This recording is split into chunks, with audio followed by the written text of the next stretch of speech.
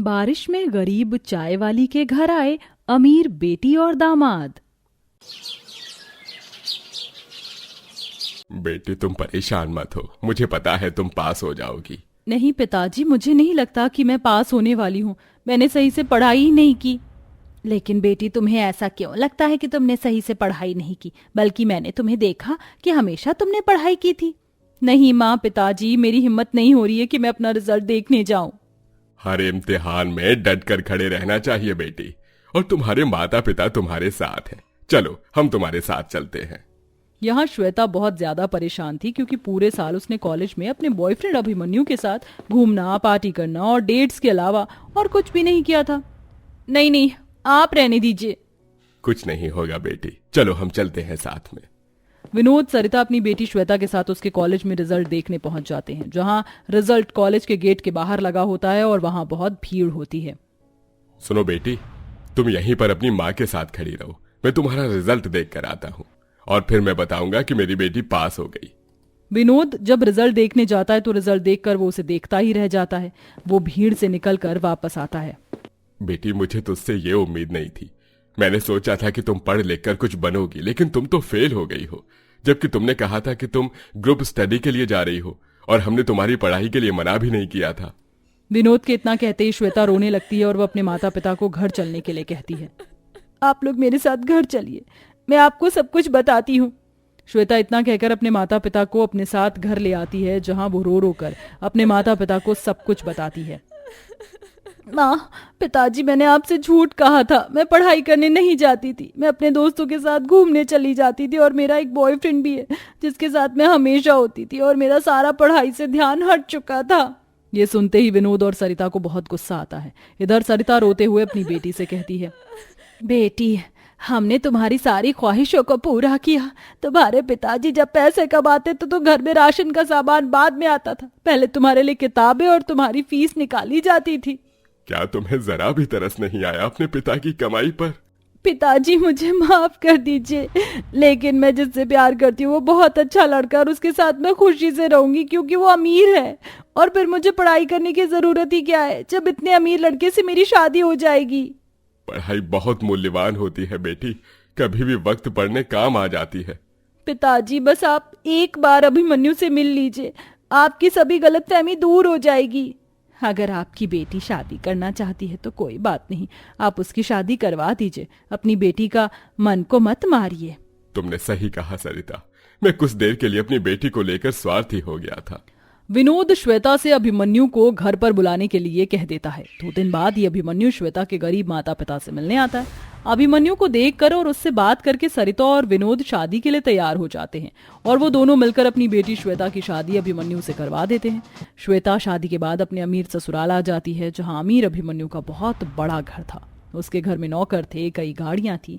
एक गरीब जिंदगी से निकलकर जब श्वेता अमीर जिंदगी में आती है तो वह अपने माता पिता को भी भूल जाती है। तुम्हारे साथ तो मेरी पूरी जिंदगी ही बदल गई अभिमन्यु। भगवान ऐसा प्यार करने वाला हर किसी को नसीब हो। हाँ, ये तो ठीक है। वैसे मैं तुम्हें ये कहने वाला था कि क्यों ना हम कुछ दिनों की छुट्टियां लेकर माँ और बाबूजी के पास चलें। छुट्टियां तो हम लेंगे ही, क्योंकि हम बाली जा रहे हैं, वहां पर घूमेंगे और उसके बाद हम पेरिस घूमने के लिए जाएंगे। लेकिन वेकिन कुछ नहीं, जो मैंने कह दिया सो कह दिया। श्वेता के ऐसा कहने के बाद अभिमन्यु उससे कुछ नहीं कहता, क्योंकि अभिमन्यु उसे बहुत प्यार करता था। लेकिन कहीं ना कहीं अभिमन्यु को यह भी पता था कि श्वेता की शादी के बाद उसने अपने माता पिता की तरफ पलट कर भी नहीं देखा था। पर अगर श्वेता ने अपने माता पिता की तरफ मुड़कर देखा होता तो उसे पता होता कि उसके माता पिता किन परेशानियों से गुजर रहे हैं। अरे सरिता, बारिश हो रही है और घर में पानी टपक रहा है। जी आप ही बताओ, घर को संभालूं या फिर आपके साथ इस चाय की दुकान को संभालूं? एक तो बारिश की वजह से ग्राहक ही नहीं आ रहे हैं। जब हमारी बेटी थी तो मेरी नौकरी चल रही थी। उसकी शादी के बाद ही मेरी नौकरी भी छूट गई। अचानक से इतनी परेशानियां आ जाएंगी, मुझे पता ही नहीं था। आपने बिल्कुल सही कहा। परेशानियां तो जैसे हमारे ऊपर छप्पर टूटकर बरस पड़ी। और अब ये चाय की दुकान, इससे गुजारे लायक पैसे कमा तो लेते हैं, लेकिन इतने पैसे नहीं कमा पाते जिससे अपने घर की छत ही ठीक करवा सके। कितने गरीब हो गए हैं हम। चिंता मत करो, सब ठीक हो जाएगा। दिन भर चाय बेचने के बाद जब वह दोनों घर के अंदर आते हैं तो उनके घर में पानी भरा होता है और छत से पानी टपक रहा होता है। सारा सामान बारिश में भीग गया और हमारे बिस्तर भी। सरिता एक काम करो, तुम सामान समेट कर घर साफ कर दो, तब तक मैं पानी को बाहर निकालता हूँ और फर्श को सुखाता हूँ। विनोद के कहने पर सरिता सामान को उठाती और सही जगह पर रखकर उन्हें साफ करने लगती है। ऐसे ही वो पूरे घर को संवारती है और इधर विनोद पूरे घर से पानी साफ कर देता है, जिसके बाद दोनों पति पत्नी चूल्हे पर खाना बनाते हैं। चलो हमारा खाना तो बन गया, अब खाना खाकर सो जाते हैं। बिस्तर तो सारे गीले हैं, आज हमें जमीन पर ही सोना होगा। सही कहा तुमने, बस ये वक्त किसी तरह गुजर जाए और मुझे कहीं सही नौकरी मिल जाए, फिर तुम चाय की दुकान संभालना और मैं नौकरी करूंगा। इस तरह गरीब माता पिता जैसे तैसे अपनी नौकरी कर रहे थे। देखते ही देखते कुछ वक्त बीत जाता है और एक दिन अमीर बेटी श्वेता अपने पति के साथ पेरिस से वापस आ रही होती है कि जब वह रास्ते से वापस आ रही थी तो उनकी गाड़ी अचानक से खराब हो जाती है। इस वक्त जोर जोर से बारिश शुरू हो जाती है। अरे अरे ये क्या, हमारी तो गाड़ी खराब हो गई। कोई बात नहीं, मैं मैकेनिक को बुला देता हूँ, हमें बस थोड़ी देर इंतजार करना होगा। अभिमन्यु श्वेता के साथ गाड़ी में ही बैठा रहता है, जिसके बाद वो एक मैकेनिक को कॉल करके बुलाता है। अभी मैकेनिक को आने में टाइम था, लेकिन तभी अभिमन्यु की गाड़ी में बैठे हुए बाहर की तरफ नजर पड़ती है। वो देखता है कि एक चाय की टपरी के अंदर श्वेता के माता पिता होते हैं। उसकी माँ चाय बना रही थी और उसके पिता लोगों को चाय सर्व कर रहे थे। क्या सामने तुम्हारे माता पिता हैं उस चाय की टपरी में? देखो जरा श्वेता। श्वेता फोन चलाते हुए कहती है, पागल हो गए हो क्या तुम? मेरे माता पिता तो अपने घर पर होंगे, वो चाय की टपरी में क्यों होंगे? जब श्वेता शीशे से चाय की टपरी की तरफ देखती तो उसकी आंखों में आंसू आ जाते। तभी अभिमन्यु उससे कहता है, अब क्या फायदा, क्यों रो रही हो तुम? जब तो तुमने मेरी बात को अनसुना कर दिया और फोन में लगी रही। और यही नहीं, इससे पहले भी मैंने तुम्हें कितनी बार कहा था कि तुम अपने माता पिता से तो मिल लो, लेकिन तुमने मेरी एक बात नहीं सुनी और मेरी बातों को नजरअंदाज कर दिया। अब इस तरह रोने का क्या फायदा? मुझे अपनी आंखों पर विश्वास नहीं हो रहा।